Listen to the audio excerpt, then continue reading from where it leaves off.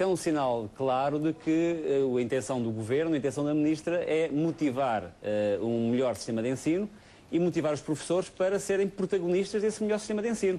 Se há alguns efeitos colaterais de um processo que é sempre complicado, porque é a primeira vez que se aplica, é evidente que é uma atitude de humildade pedir desculpa por algo que não era intencional. Eu queria também cumprimentar o Dr. Marco António Costa e queria dizer que concordo com os princípios que ele acabou de enunciar. E o que eu acho que é fundamental é nós sermos firmes nesses princípios e flexíveis na maneira como se aplicam. Essa é que é a questão fundamental. Suspender a avaliação é ser frouxo na aplicação dos princípios. Ser firme na aplicação dos princípios é dizer isto é aquilo que há um consenso, vamos aplicá-los e agora vamos ser flexíveis na maneira como, em articulação, em diálogo com as escolas, se vê como é que se pode pôr este processo em prática sem que os professores se sintam, de alguma maneira, asfixiados pela carga burocrática, que é aquilo que os professores dizem que acontece. Carlos Lino, concretizando, há certamente qual é que lhe parece que vai ser a saída para este imbróglio que claramente existe nesta altura? A saída vai ser exatamente igual à que houve para todos os outros processos. Houve processos de mudança, houve resistências legítimas e houve a compreensão de que essa mudança era irreversível e era necessária e foi acomodada e vai também ser acomodada. Eu acho que isso no final vai proporcionar não só o melhor ensino, mas também vai fazer aquilo que é fundamental, que é melhorar ainda mais a imagem dos professores portugueses perante a sociedade portuguesa. Isso é que é determinante, porque é aí que está o grande combate do futuro da nossa sociedade. Em relação ao interior do Partido Socialista, Carlos Rinho, deixe-me perguntar-lhe isto. Hoje a declaração de José Sócrates em relação a Manuel Alegre também é muito clara, quando diz que o deputado e um deputado destacado do Partido Socialista parece estar sempre disposto a dar razão a toda a gente, menos ao partido que representa e ao Governo. O que é que lhe parece que o Primeiro-Ministro pretende ao dizer isto? Pretendo dizer que, de facto, dentro do Partido Socialista há sempre a liberdade de discordar, mas quando alguém discorda sempre, no mínimo isso tem que ser sublinhado. E, de facto, é isso que se tem verificado. O Sr. Deputado Manuel Alegre normalmente discorda das posições que o partido tem tomado, mas com toda a legitimidade o faz e isso faz parte do funcionamento democrático do partido. Se há alguma incomodidade no Partido Socialista com Manuel Alegre, às vezes também há no PSD, Marco António, com Alberto João Jardim. O Partido Socialista hoje desafiou o PSD a pronunciar-se sobre esta decisão do Governo Regional de atribuir a nota de bom a todos os professores. Eu diria que, num primeiro olhar, isto contraria a lógica de mérito que faz parte do discurso do Partido Social Democrata. Isto é uma espécie de suspensão muito criativa da avaliação dos professores. Eu acho que acabou de dar a resposta à pergunta, é que o Dr. Alberto João Jardim, na declaração que produziu, este ano será assim, para o ano veremos.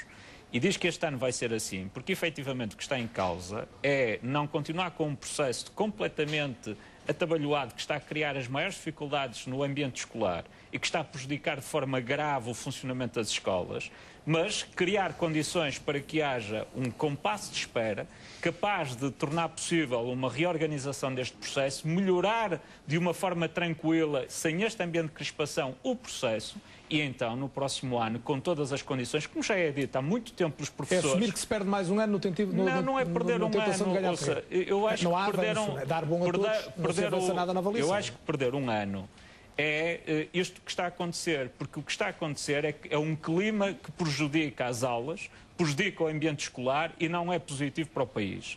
Aquilo que é importante é que se construa um modelo de avaliação tranquilo e, acima de tudo, eficaz, que garanta que seja no próximo ano aplicado com toda a segurança e que não se vive este ambiente completamente atabalhoado nas escolas, porque aquilo que acontece hoje nas escolas é que os sindicatos já não têm mão neste processo. É uma ilusão o governo procurar achincalhar mais os sindicatos, porque os próprios sindicatos perderam o controle do processo, porque os professores auto-organizaram-se e revoltaram-se contra isso. Tenho mais um assunto que gostava de abordar convosco, mas não queria deixar que o Carlos Zorrinho, obviamente, deixasse ter a oportunidade de falar em relação à questão da Madeira. Compreendo a leitura do Marco António Costa? Repara, eu penso que hoje, nesta peça, neste debate, nós vimos intervir o Dr. Alberto João Jardim, vimos também um direto da Dra. Manuela Ferreira Leite, e compreende-se, ligando os dois discursos, o que é que está a acontecer.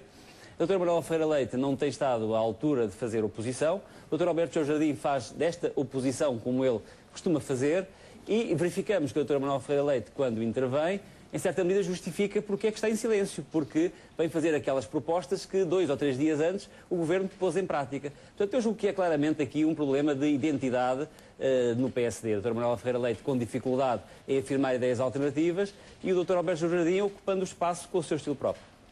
Em relação à questão do Banco Português de Negócios e à presença ontem do governador Vítor Constâncio no Parlamento, Marco António, temos uma situação que não é peculiar, se calhar era adivinhável, mas apenas os partidos do Bloco Central, os vossos partidos, neste caso seus e do Carlos Rinho, não pedem a demissão do governador do Banco de Portugal. Porquê é que lhe parece que isto acontece? É porque os outros responsabilizam quer PS, quer PSD por estes anos e há mesmo quem diga que deviam ser responsabilizados não só politicamente?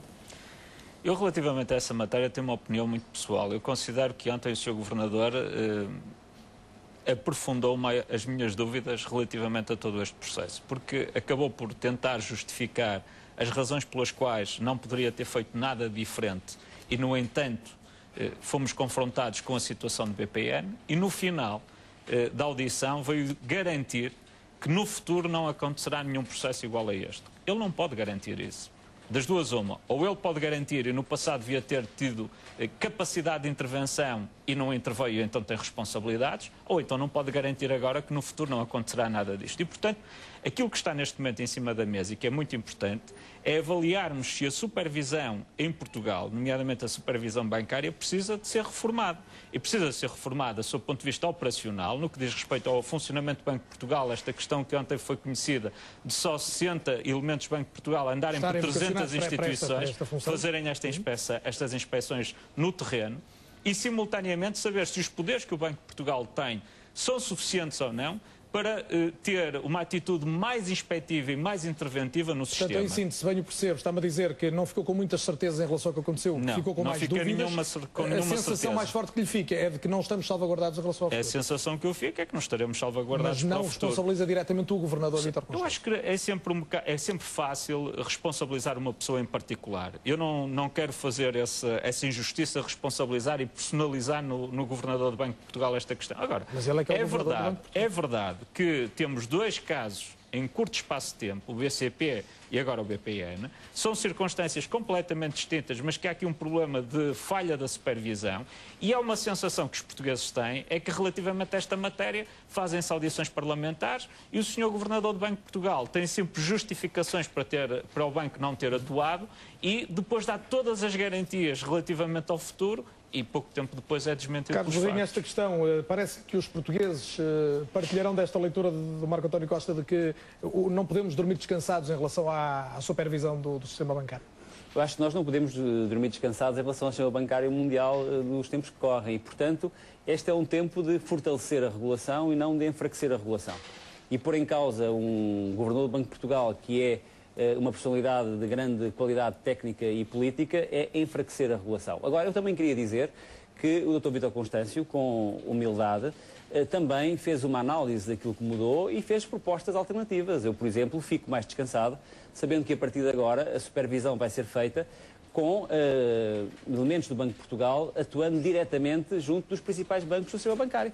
Acho que é bom aprendermos com a experiência e acho que é bom também reforçarmos a supervisão e a regulação no contexto em que agora vivemos. Tenho mais 2 minutos, uma pergunta para cada um sobre a questão das pequenas e médias empresas. Ainda há pouco ouvimos Manuela Ferreira Leite, Marco António Costa outra vez a insistir em apoio concreto às empresas. Ontem o Primeiro-Ministro anunciou 3 linhas de crédito novas, 1.400 milhões de euros, mais 300 milhões para incentivar fusões. Que leitura é que faz disso?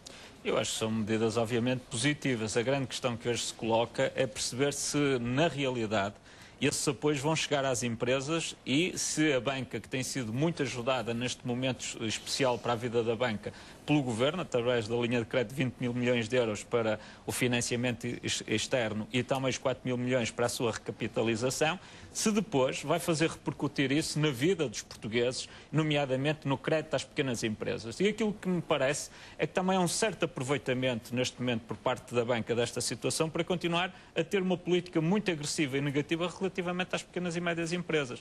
Eu tive a oportunidade, na semana passada, fazer declarações a propósito daquilo que se passa com a Caixa Geral de Depósitos, que eu julgo que deve ser uma entidade exemplar neste processo e que, de facto, é de um desconforto enorme sentir que aquela que é a entidade pública, que é a entidade bancária de capitais públicos e a mais importante no mercado, continua a ter uma política muito pouco amiga das empresas e particularmente das pequenas e médias empresas. Carlos Rinho, estas boas intenções do Governo vão ter concretização? Boas práticas, e eu queria sublinhar aquilo que disse o Dr. Marco António Costa, ou seja, foi a boa política do Governo em relação à sustentação do sistema financeiro que agora permite que esse mesmo sistema financeiro tenha músculo para pôr em prática políticas que vão permitir dar 3.200 milhões, exatamente, de euros para crédito às PMEs, 200 milhões para as microempresas, desde que não reduzam o emprego, 300 milhões para as fusões, ou seja, uma política acertada, mesmo em relação ao Banco Português de Negócios, que permitiu que não houvesse uma desconfiança a contaminar o sistema financeiro,